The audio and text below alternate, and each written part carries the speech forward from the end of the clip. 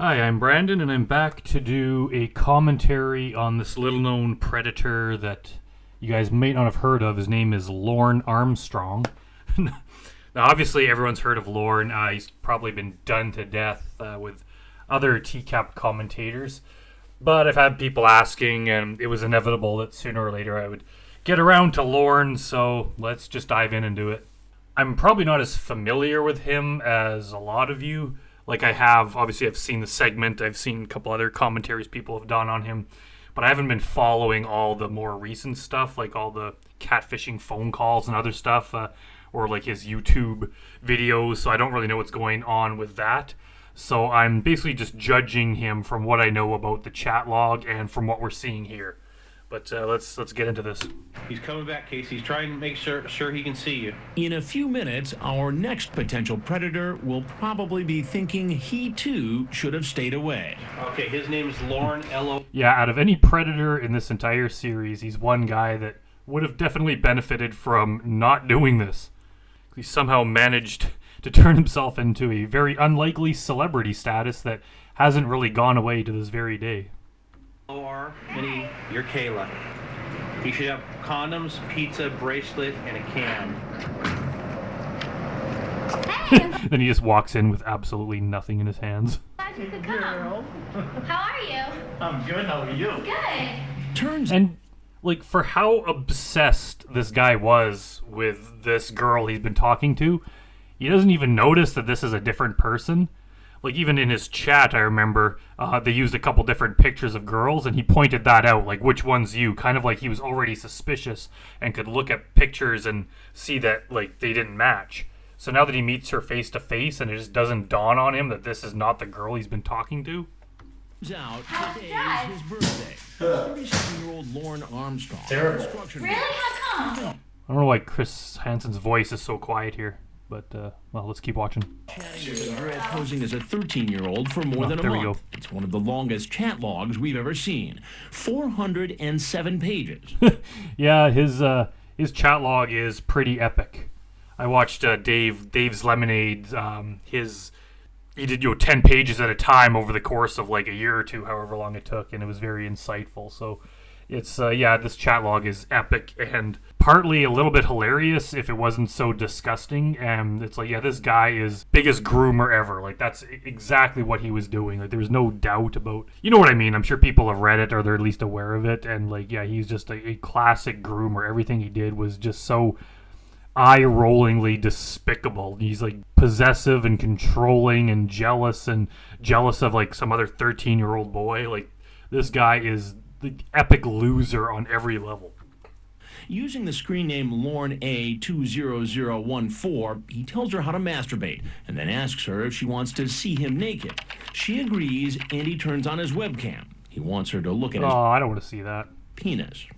Would you like to see it up close so you can get a better look at it? Oh my gosh. I guess, if you want to show me. After chatting And like, why would these guys ever think that some young girl like this is gonna want to see their dick?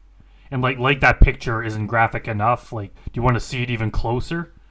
Like, these guys are just like obsessed with their own genitals, and they just assume that like some young girl is gonna be like, they're probably gonna be repulsed by that. with the decoy, posing as a 13-year-old for just 6 days, he expresses his deep love for her. I wish I could marry you right now. And yeah, there's something wrong about that too. Like, even if this was an adult woman, knowing someone for 6 days, you've never met them in person, you've only been talking online, all of a sudden you're expressing your undying love for them, like that, it's kind of stalkerish behavior. Like, that would scare anyone off. If some woman did that to me, I would just stop talking to them. It'd be like alarm bells going off, like massive red flag. And here, just having some middle-aged creep that's expressing his love, like, he just probably wants to move so fast so he could trap her. Like, he's in his own mind, maybe he actually believes what he's saying, but he can't actually be in love with someone that quickly. He just wants to ensnare her as quickly as possible so that he can make her his. You know, like, there's nothing good about this love he's claiming to feel. Because I would do it. That's how special you are to me, and that's how much I love you. And he doesn't know anything about her. Like, what if she's a total possessive freak? That would just make his life a living hell. Marrying some crazy woman is gonna really wreak havoc in your life. Obviously, in this situation, Lorne would be the worst one to be married to. Like, he's not even bothering to, like, meet her first to see what she's like, to see how they get along. Like, obviously, she would change from now until she's an adult, and, you know, like every person does. And obviously, he shouldn't even be talking to her to begin with. But all that aside, like, he's got something to lose, too, just by jumping into a relationship really quickly. Like, I don't think this guy understands how relationships work. It's just like he rushes into them, comes on way too strong, gets way too jealous, and he probably wonders why he's never had, like, some really good, positive, long-term relationship. And it's because he does stuff like this. But he clearly knows what he's doing is wrong, telling her to delete all evidence of their chat log. Okay, delete your archives and remember, Mrs. Kayla Marie Armstrong, I love you more than anything. And it's funny how she never once deleted her archives, no matter how many times he brought it up, and she promised that she did it. He was so excited to be here, and he came walking in very proud, very excited. Look, we got these new chairs. You have to sit down. I have to sit down? Yeah, look.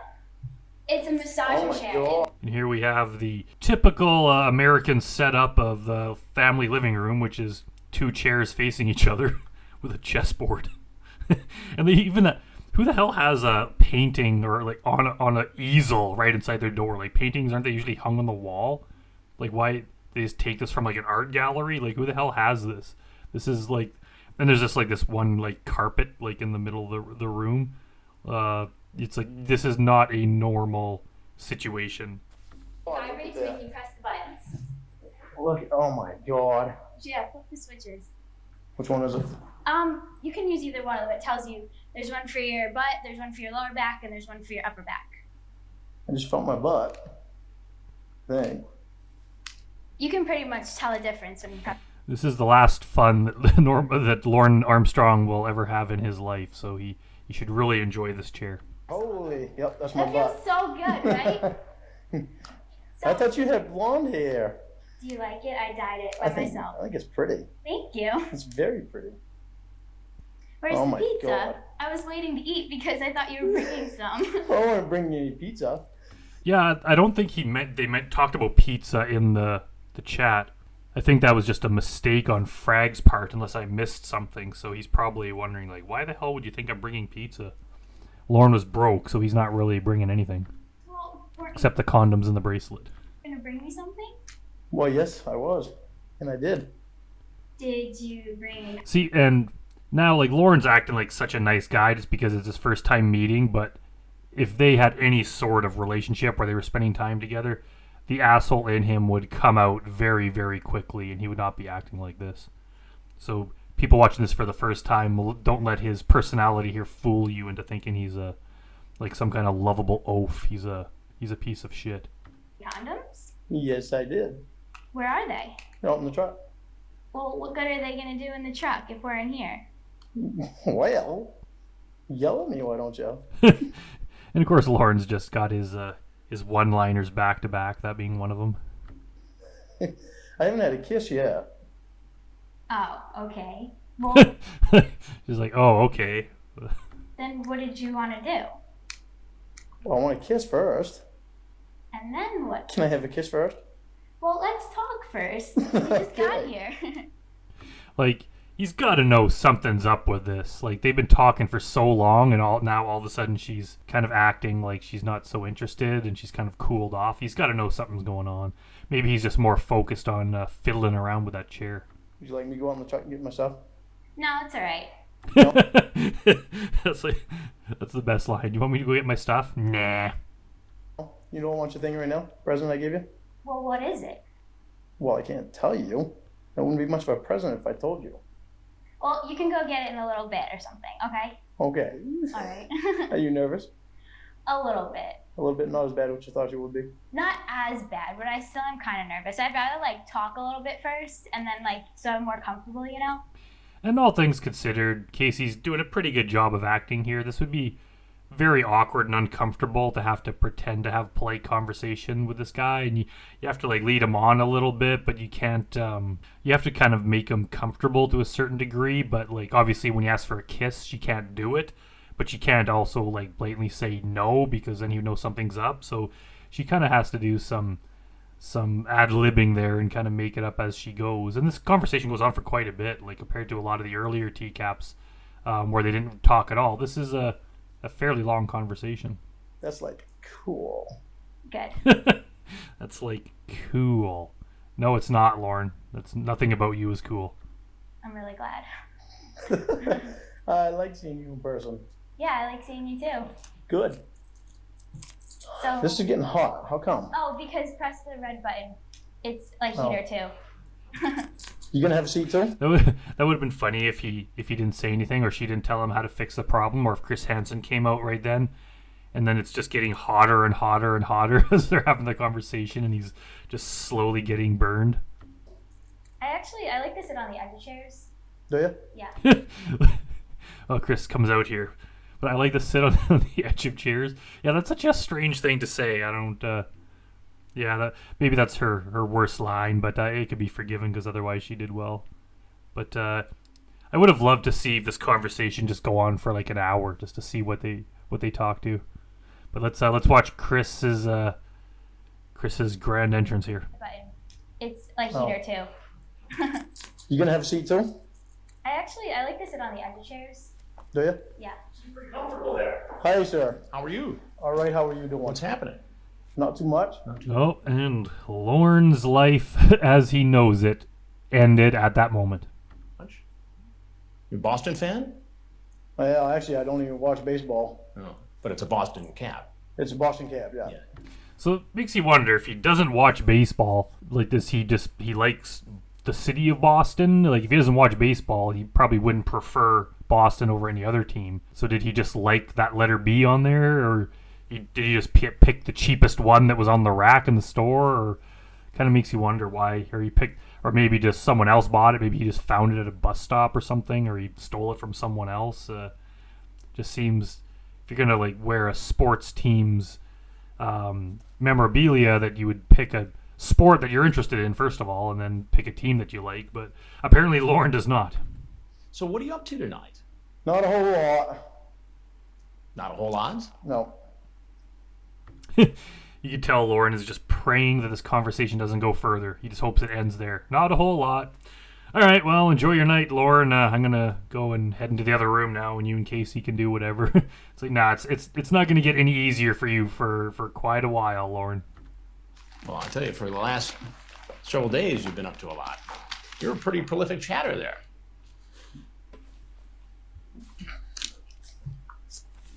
Want to explain yourself?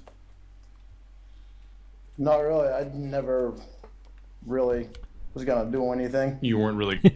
Yeah, bullshit, Lorne. Like, out of every predator who's probably ever existed, definitely the ones in this show, I don't think anyone has repeated what they intended to do more than he has. I can see the guys that, like, the fast movers where they talk to the decoy and come over, like, within the same day. I still don't believe it. No one does with them. But they could argue that, like, oh, it came about so quickly that I said all this stuff, but by the time I got there, I changed my mind. Like, maybe there's that, like, fraction of a percentage that maybe that could be true. But with Lorne, they were talking for, like, a month. They were talking every day, all day, and he repeated what he was going to do so many freaking times that he can't come and claim that, oh, I wasn't going to do that. Like, he's just denying instinctually. They're going to do anything. No. So you brought condoms. What else did you bring? I brought her a bracelet. A bracelet. And she is how old? It's the one question that he was hoping Chris would not ask. She's supposed to be 13. Supposed to be 13. And how old are you? 37 37. You have kids? today. And yeah, just like, he's got nothing better to do on his birthday than come here. Like, doesn't he have other friends to celebrate with? He can't go to karaoke night with the boys or something. And just like, what a way to have a birthday. So now every birthday he has for the rest of his life is going to be an anniversary of this incident. Like, the worst thing that ever happened to him happened on his birthday, and he's going to be reminded of it. Every time someone wishes him a happy birthday, there's going to be this hidden meaning to it that it's also like, by the way, this is the anniversary of your TCAP appearance. No, unfortunately. Yeah. I've got nieces though. Nieces. That think the world of. Yeah, you talk about your nieces in the chat here. And you talk about how you like to spoil the nieces and how... I wonder what those nieces think of Lorne, like both before and after this. Like, I wonder if they always thought of him as like creepy Uncle Lorne, or maybe they liked him, and then once this happened, then they looked at him in a different light. Like, I wonder if or how badly this harmed their relationship with him. I don't think it would. It definitely wouldn't have been positive. How you would like to spoil this 13-year-old girl like you spoil your nieces. Yeah. Is this the way you spoil young women? No. Now, what's your name? This is what I was afraid of. What were you afraid of? Stupid move. What were you afraid of? Just because she was a nice girl and... She was a nice girl. Yeah, he's trying to play all innocent. Like, he's kind of got the Paul Clemente attitude where she was so excited to see me. Where it's like, she seemed like a nice girl. It's like, no, Lorne, like, this was absolutely predatory on your part. Like, every disgusting thing you said to her was all on you. Like, and you couldn't even tell she was a nice girl. Like, she didn't even really have much of a personality, especially to begin with. It was just you saying things and asking questions. Like, so you can't turn it around and like this was some sort of innocent relationship and now you're being mistreated here. You still haven't told me your name, though. It's Lorne. Lorne what? Armstrong. Armstrong. And there we go. The world was introduced to Lorne Armstrong. And life has never been the same. And where do you live, Lorne? In Nashville now. Nashville. What do you do in Nashville? Actually, I work at a construction company. And what do you build? I just started that last week. Building a gym for a church. A gym for a church. Is that a good job? Yeah. Now, besides... And if I remember correctly, I'm not a Lornographer, as some people call them, so I'm not familiar with his whole history, but it seems like he's had quite a few jobs. I think he even had like 2 or 3 jobs in the span that he's been talking to this decoy, and it was only like a month or so. So he seems like the kind of guy that cannot hold down a job. Probably for the same reasons a lot of these other guys have, is that their focus is all on their online predatory bullshit, so they're not focused, and they're probably just weak individuals who can't be a responsible adult, so he can't hold down a job. And even when he tries, and then he steals money from that was it that couple or that woman or whoever he's supposed to do work for, he just like ran off with their money. So yeah, this is the kind of guy that does that. He probably blew all the money and tried to get a job, but then he either gets fired or quits right away, and he's not a reliable individual. Even that is forgivable compared to what he's trying to do here, but like Lorne's just an all-around piece of shit. It's all this chat here, and we'll go through that in a minute. You also sent a whole bunch of pictures. Yeah, when Lorne was sending all those pictures of his dick, he probably wasn't expecting that some well-dressed man would eventually be handing back a printed copy of them to him. Now, why would you think that's appropriate? It's not. It's not. Yeah, and he just turns it face down so he doesn't have to look at it. It's like, you tried to make a 13-year-old girl look at those pictures, Lorne. Now you can't even look at them yourself. Those are all your pictures, right? Is that all you do in your spare time? No. No, he don't be mean to him, Chris. He goes to karaoke too. He trolls online for teenagers and goes to karaoke. He does 2 different things. You ever get in trouble like this before? No, I've never done this before. You've never done it before? And from what I've heard, just like on other YouTube videos, maybe he's never been caught like this before, but he has been talking to other underage people, and like maybe he never like went to meet them. Like some of them, I can't remember the whole story, but he went to meet someone, but they never actually met. And then like 2 girls came to his house or something, but by the time they showed up at his house, like they were of age, even though they were talking when they were underage. I can't remember the whole story. There's other videos out there that explain it.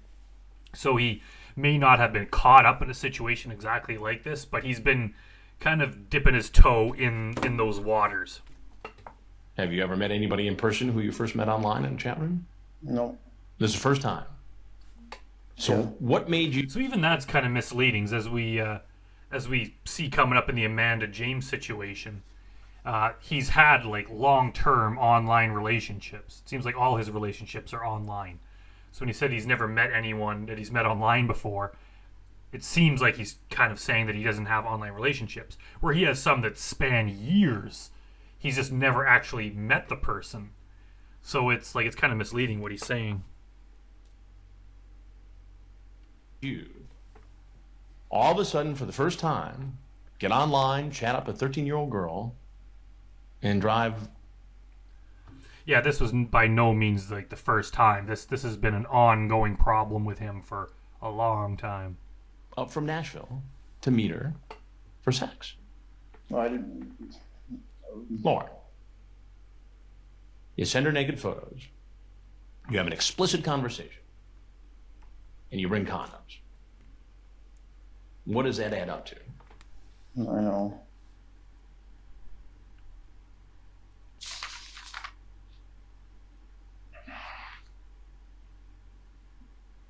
And like obviously this is not what aired on the original episode, but this is way better than what they actually aired, because what they aired, like, they have to just take a few of the lines and get through it quickly.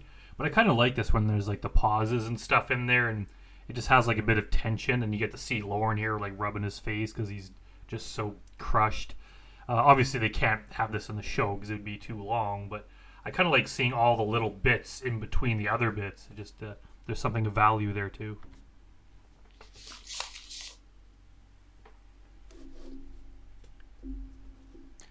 At first, you seem like the Good Samaritan, the protector. Don't tell me your last name. Don't ever tell anyone from the internet your last name, okay? Okay, why? Because there are some real weirdos on here sometimes, and they might try to go looking for you.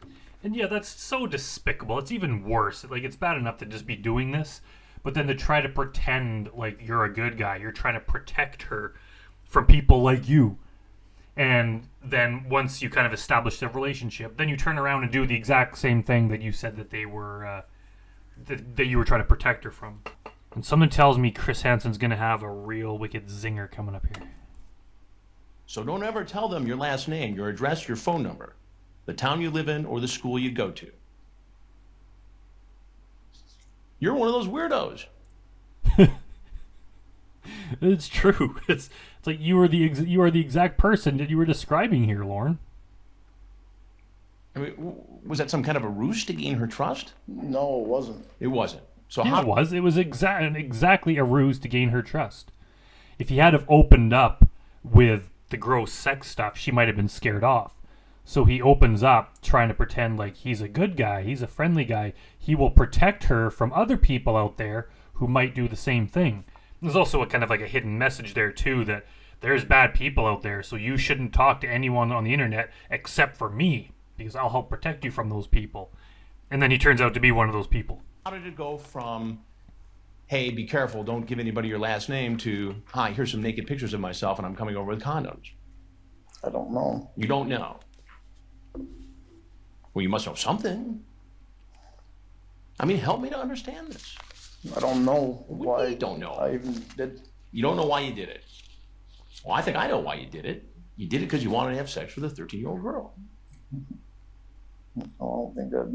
No, what? Yeah, like he doesn't. There's no defense. I think he knows how much shit he's in, and he knows that like if Chris did not have the whole chat log, maybe he could defend himself by claiming he didn't want to do everything. But Chris has the whole thing. Like he knows everything, so he just kind of mumbles and trails off because there's no way to finish his argument. I don't think that was it. You don't think it was it? Well, why don't you help me out? Why don't you tell me what it was then? Because I wasted 5 years of my life on the internet talking to girls that gained my trust, and she seemed like somebody I could trust. You could try. And the thing, like, if this guy has spent a large part of his life being taken advantage of by women he's had online relationships with, wouldn't that be a sign that maybe he should just stop having online relationships, or that he should try to meet the person sooner to establish some sort of real life in-person relationship and to verify they are who they say they are, rather than just falling in love with them after 6 days and then carrying on this multiple year long relationship that turns out to be a complete lie. Like, he kind of deserves what he gets because he's a freaking idiot. Like, you have to be pretty stupid to be taken advantage of that many times and not learn your lesson. And then he's trying to make it look like somehow that justifies what he's doing. Like, oh, these women took advantage of me and lied to me about their identity, so now I'm going to try to lure a teenage girl into a relationship. Like, is that his argument? It's nonsensical. Gotcha. So when you say you spent 5 years on the internet, what, getting taken advantage of by women? In what way? In every way. For instance. Yeah, he's just trying to portray himself as the victim, like we're going to feel sorry for him. I was up in Washington State. That's when I started going on the internet. When you lived in Washington State, you started going on the internet, and what happened? I met a girl, and she said her name was Amanda James, and she told me that her daughter was her niece, and that she was watching. And when I first heard that, I didn't understand what he meant. She told you her daughter was her niece. But I think what happened later is that this girl said that she was taking care of her niece, but that young girl turned out to actually be her daughter. But again, I don't get why he's bringing that up. But I also don't get why, like, from Amanda James' point of view, why lie about the identity of your child? I don't, like, I haven't, I'm not as aware of that whole part of the story, so maybe someone can enlighten me. Maybe I'm missing something, but it just seems like he's given all these ridiculous details that don't really fit in with explaining what he's doing in this house. Watching her niece. Well, she actually had custody of her niece. And then? 3 years later, I moved back to Maine just to be close to her because she lived in Pennsylvania. And I didn't date anyone. I didn't see anyone because of... And, like, only Lorne would not date anyone else or ever see anyone else because they were in an online-only relationship. Like, I don't think anyone else would do that. I've never in my life had an online relationship that... like, everyone has relationships that are partially online, 'cause that's how people communicate. But I've never had an exclusively online relationship that was romantic. And I could see if it's, for the first little bit before you meet in person. But he said it lasted like 3 years. He went 3 years and never, like, touched a woman because he was in an online relationship. Like, only Lorne would be that stupid to do that. Of her. All right, so what happened? I got back to Maine and I was talking to her. And who the hell moves completely across the country to be closer to a woman who he's only met online? And even after moving, he still never met her in person. Like, what was the point? Like, just so your internet connection could go back and forth a little bit quicker? Like, it's like, it doesn't matter if you're in Washington State or Maine. She's in friggin' Pennsylvania. It's still quite a far way away. And if you're not going to meet in person, who cares where you live? You could be living in Africa, and it's still going to be the same thing. You still talk over the internet.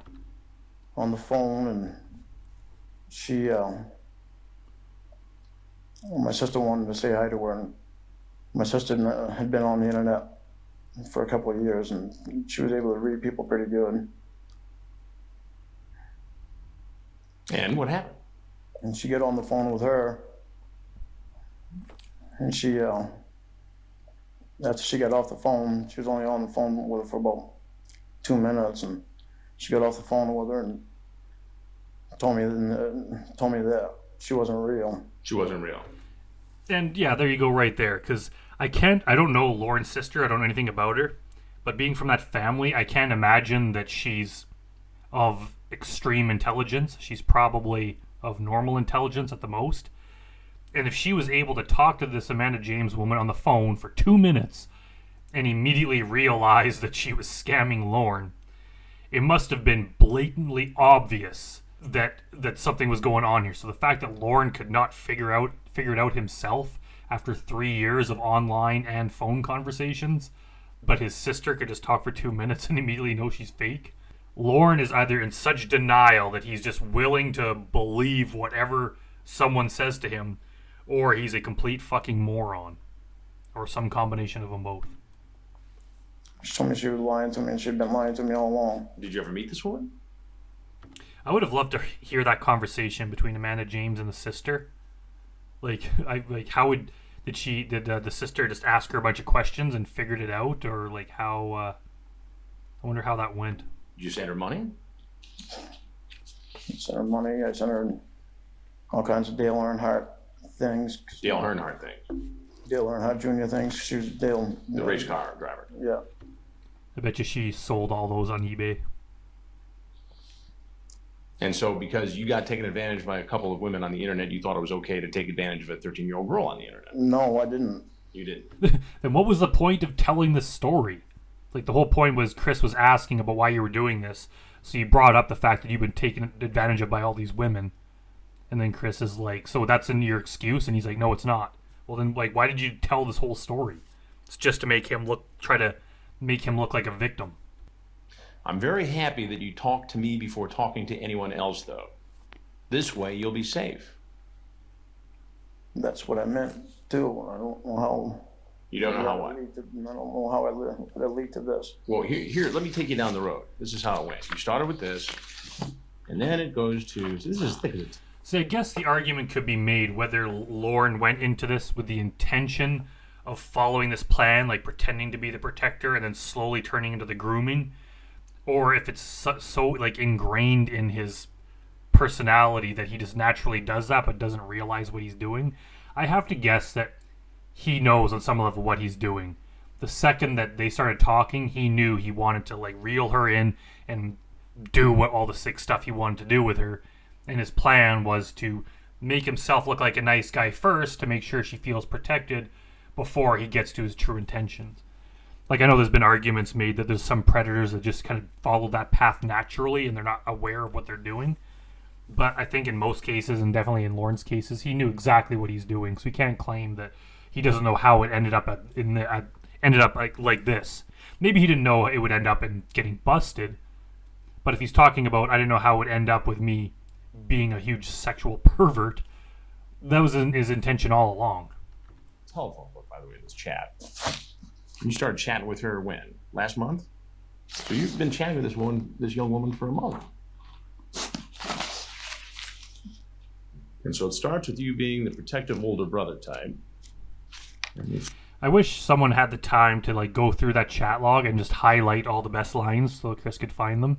Luckily, he does find a couple of really good ones, but it would have been fun if there was more. Flip through dozens and dozens of pages here, and ultimately, it builds into a very sexually explicit conversation, right? I wish I were sticking it in you right now.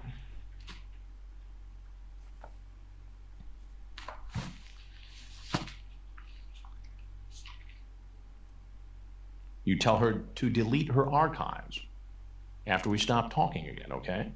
It would have been funny if Chris could get Lorne, if they could just like bring out 2 copies of the script and then they each like read it live so we could hear all of Lorne's lines read in his own voice.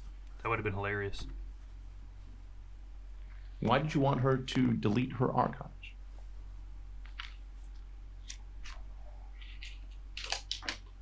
Help me out.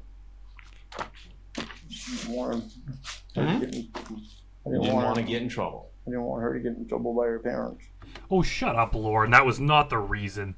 The reason wasn't you didn't want her to get in trouble by her parents. You didn't want to get caught doing this. That's the reason. At no point was he ever considering whether or not she was going to get in trouble. It was all about protecting himself. I mean, this goes on and on and on.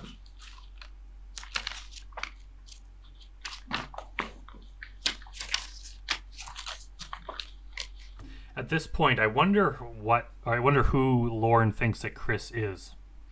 Does he think it's the dad, or does he think it's police? Do you think naughty thoughts about me before you go to sleep?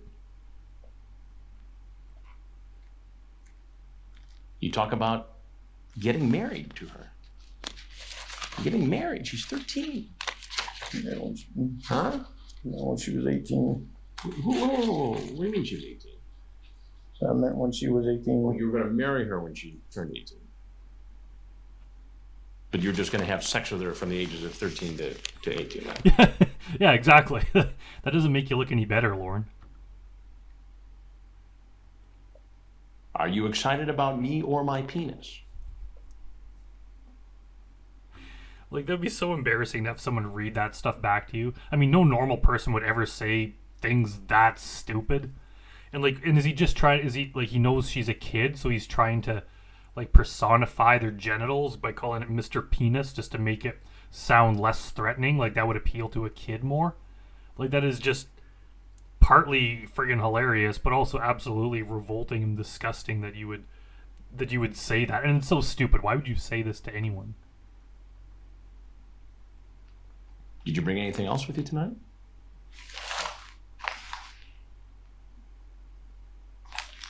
Like what?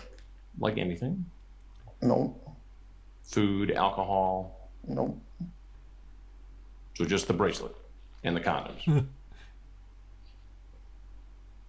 Nothing else?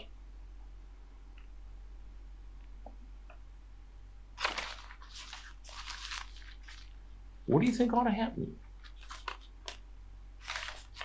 Oh, here's a good one. Is Miss Vagina thinking about Mr. Penis? Like, why would you ever say that to like anyone? That is so stupid. Like that's gonna haunt him forever, having that read out in public.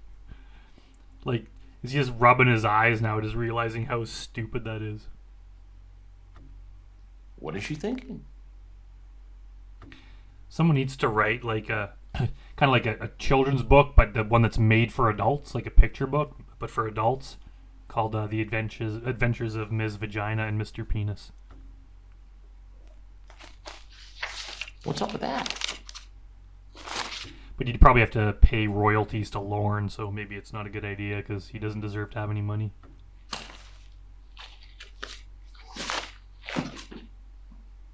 What do you think ought to happen to you?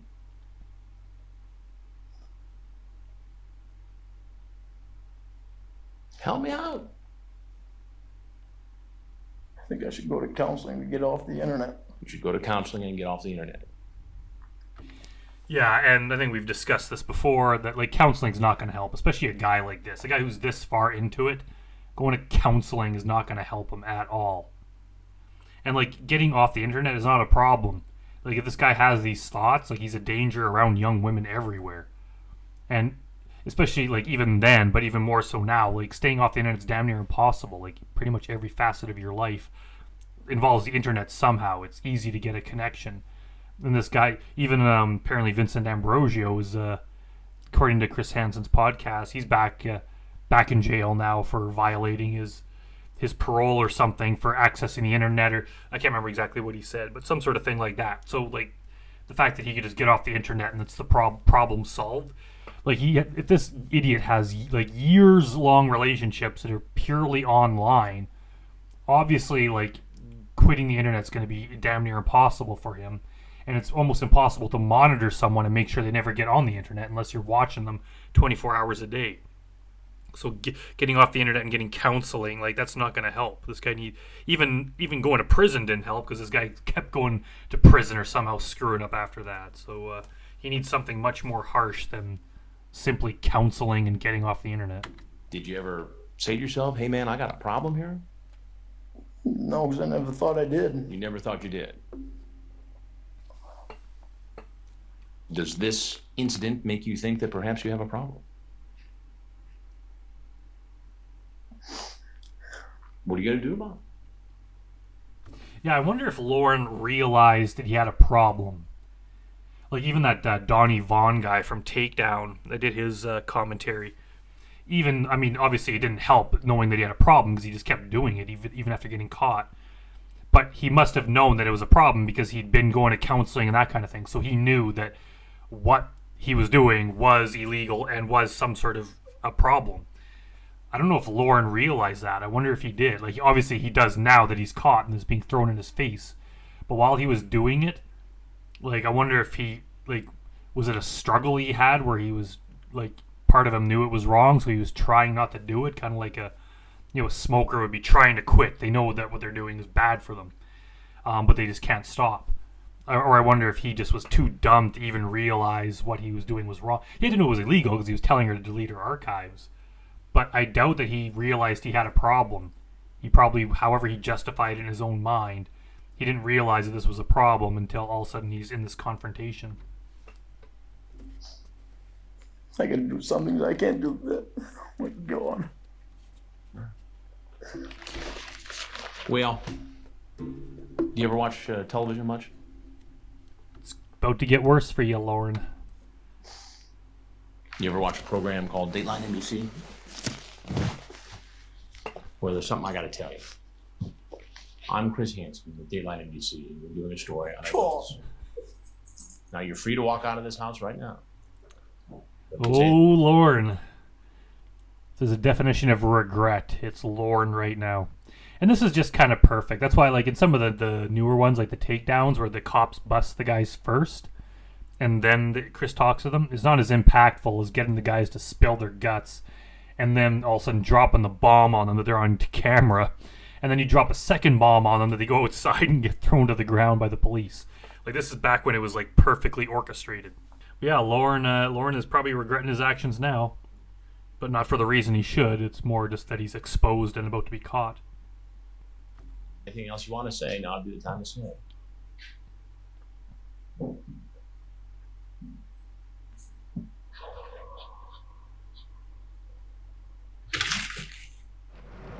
Sheriff's office, down! Get down!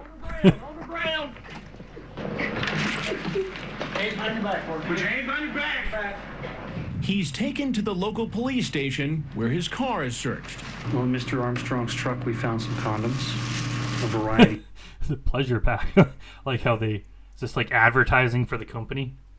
Hey, Trojan people, we're advertising your product on To Catch a Predator, so give us some money. Pack plus some jewelry. And later, he's interviewed by law. It's funny how, like, looking at him like this and seeing like his balding head, he looks quite a bit different with the hat on. Maybe that's why he wore the hat. It's but he looks just kind of like a different person. Enforcement. I believe you transmitted quite a few photographs. I'd like it returning. And there we go. As dumb as Lorne is, he's one of the few that just doesn't really say anything. He just asks for a lawyer. Like, at least he was that smart. It didn't help him at all because he still went to prison for quite a while. But at least he was smart enough to do that. And there we have it. That's Lorne Armstrong. I don't know. I don't think there's any other Lorne content that I'll probably cover. I can't say never, but I just haven't been following a lot of the... I don't know if there's anything new going on with him, but well, this was fun anyway to get Lorne Armstrong out of the way. And thanks for watching, everyone. I really appreciate everyone who watches these videos and takes the time to comment on them and stuff. Let me know if there's any other predators you want me to cover, and I'll see you next time.